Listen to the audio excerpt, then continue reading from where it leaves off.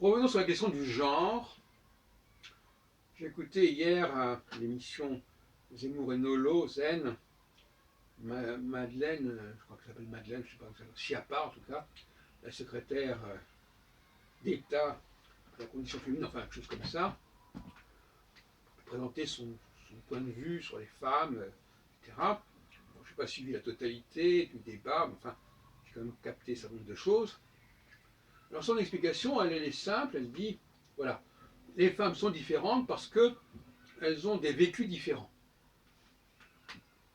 parce qu'elles ont des tâches différentes, et que ça c'est quelque chose qui leur est imposé d'une certaine manière, qui fait partie de leurs conditions, et ça explique qu'elles n'ont pas les mêmes valeurs.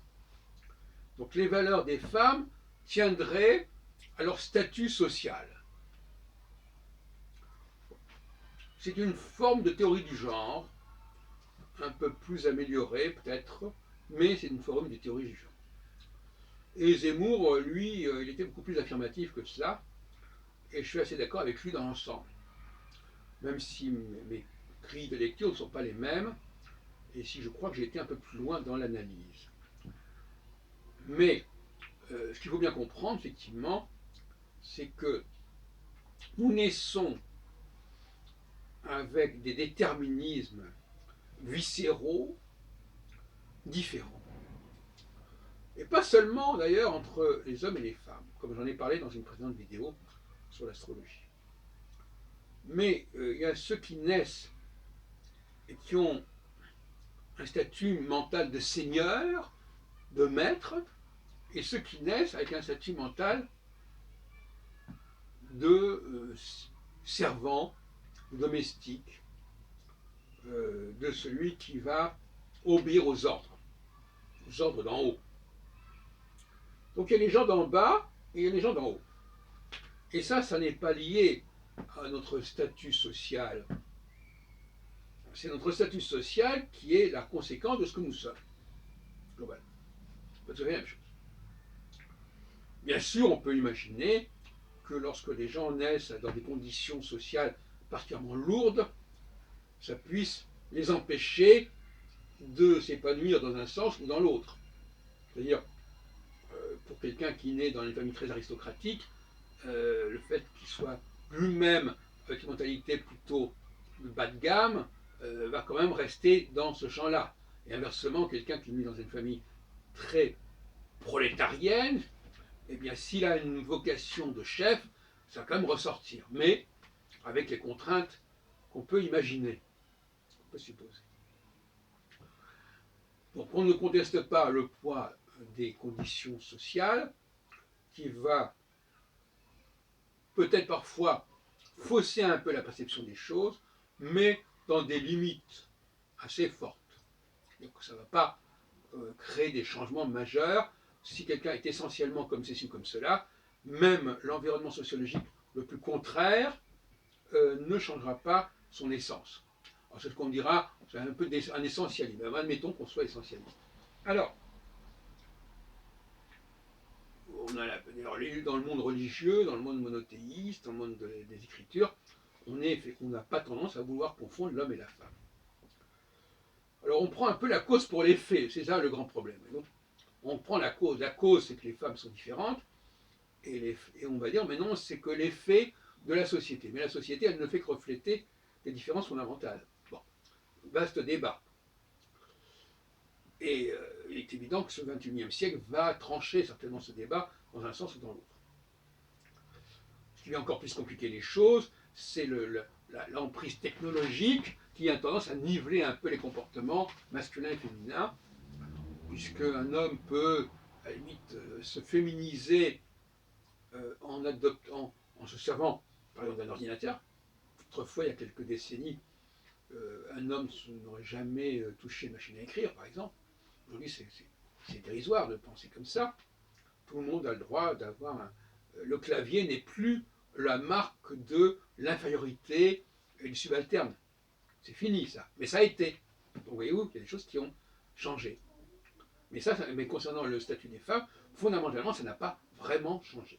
Mais il est un fait que la technologie va dans le sens d'une certaine confusion des genres, L'autre jour, je sais pas, on voit des conducteurs de rames de métro qui sont des femmes et qui conduisent des trucs énormes parce que la technologie va décupler les forces de celui qui les utilise. Donc là, effectivement, on peut comprendre qu'il puisse y avoir des doutes sur la différence entre les hommes et les femmes, puisque dans beaucoup de cas, cette différence ne ressort pas. Mais ça, c'est plutôt, ça reste quand même plutôt basique.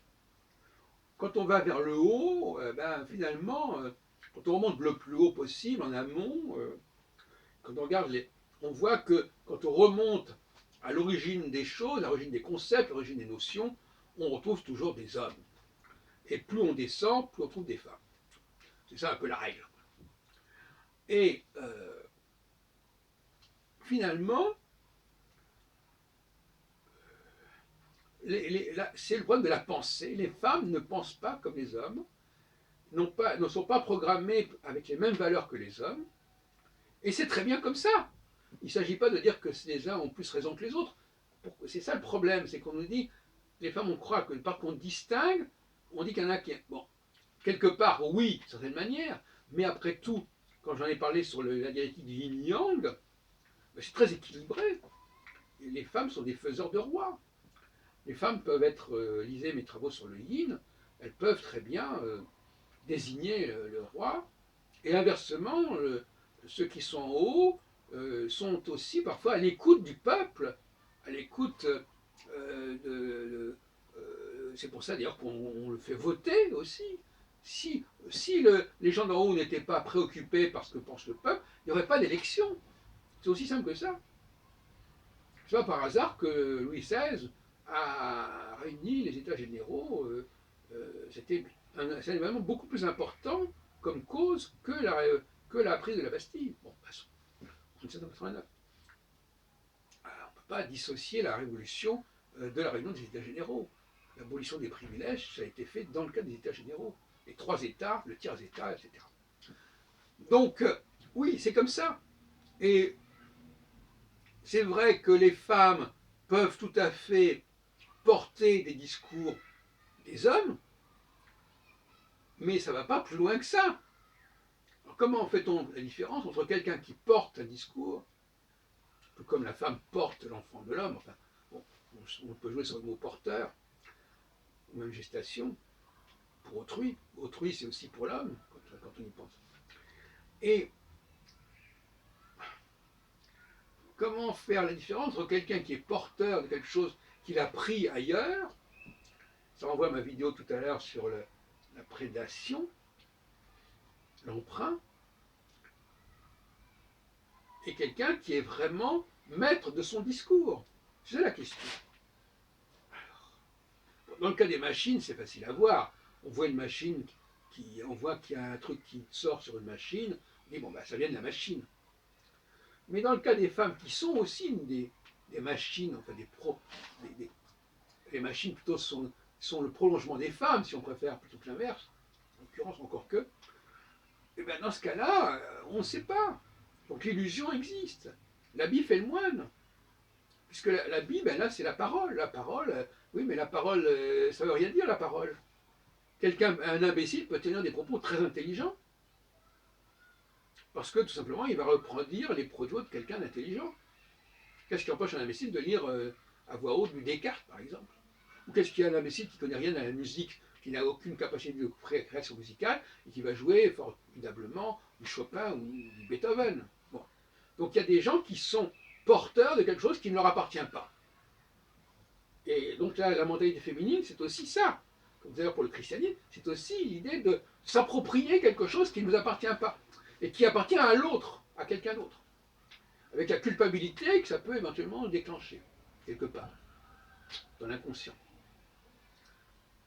Donc les femmes sont constamment dans cette idée-là. Alors, il faudrait leur dire carrément, on dit voilà, effectivement, c'est la fameuse formule que j'aime beaucoup. Ce que vous dites d'intéressant n'est pas de vous, et ce que vous dites de vous n'est pas intéressant. C'est un peu ce qu'on peut dire aux femmes. Alors ça n'empêche pas qu'elles soient capables, en effet, de véhiculer des choses très importantes pour les hommes, de rendre service très sérieusement aux hommes. À tel point d'ailleurs que beaucoup d'hommes préfèrent travailler avec des femmes parce que ce sont des outils des véhicules fiables sur lesquels on peut compter et dont on peut se servir efficacement. Ça aussi, c'est un problème. Comme disait d'ailleurs Zemmour hier, les femmes profitent de pas mal de choses. La parité permet à des femmes de venir au premier rang et de prendre la place de certains hommes parce que la parité joue contre certains hommes.